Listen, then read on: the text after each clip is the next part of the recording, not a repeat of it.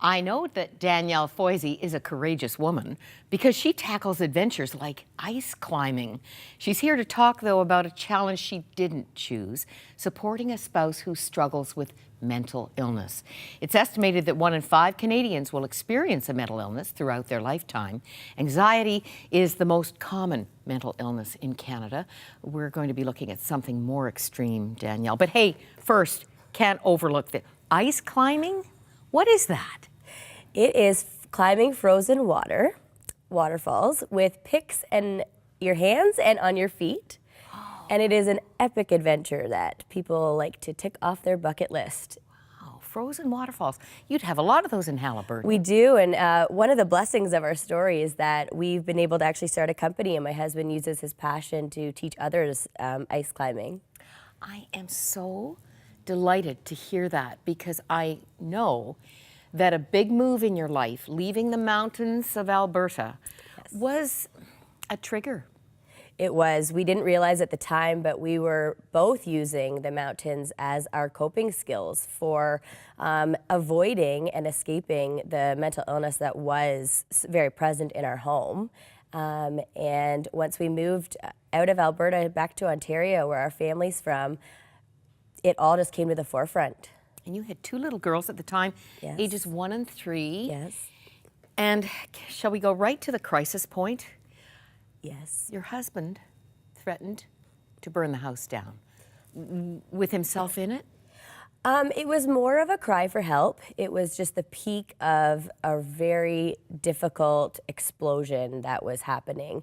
And we were never really concerned about his well-being in terms of the physical safety or even our home. It was just a time that we had to say, this cannot go on any longer. We can't function like a family like this, and you are struggling and can't help yourself. And so we used that as a moment to try and help him when he couldn't help himself. A real catalyst. Yeah. It had been years, though, Danielle. Yes. With an undiagnosed, untreated mental illness. Yes, it was. I had been with him for 8 years, and it had probably been over a decade that he had been living like this himself. You quote one of our favorite counselors, Dr. Grant Mullen, used to work out of this building. Yes. And has been on this program many times. Mood disorders, he's just the best.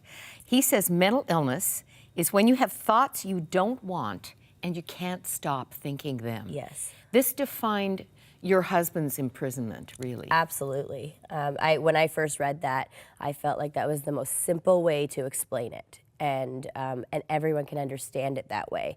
And that's exactly what we were struggling with. I mean, God used this frightening crisis point to bring change, to bring help. Yes, he did.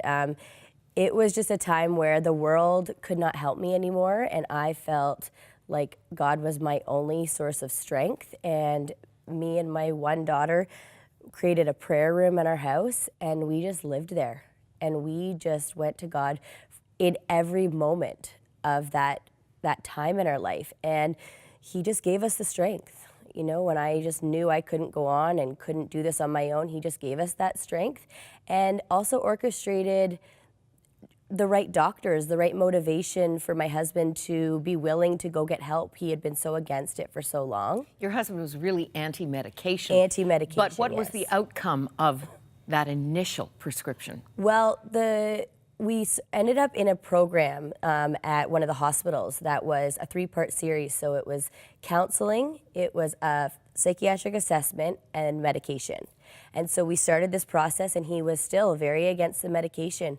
And I just went to war against Satan on this one. And about a month of just praying, I remember praying at work in the bathroom. And finally one day, my husband just came home and said, I can't live like this. I'm willing to try it. And instantly, we all saw a change. Wow. Yeah. I'm sure there are some watching who need to hear that. Mm-hmm. Don't hold back if this is the wisdom you're receiving. I can still hear Dr. Mullen on this Yes. program saying, take your medication. Yes, It's not all a spiritual battle, is it? no. And I think what I like to try and do is combine them. Like there can be the medical viewpoint and there can be the spiritual viewpoint, and we always try and separate them.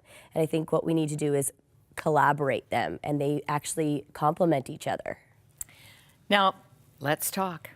Belle is out there. The Yes. Canadian celebrities, two British royals, Yes. are making this part of the conversation. But Danielle's concern is the church is still shying away. We're going to talk about that when we come back.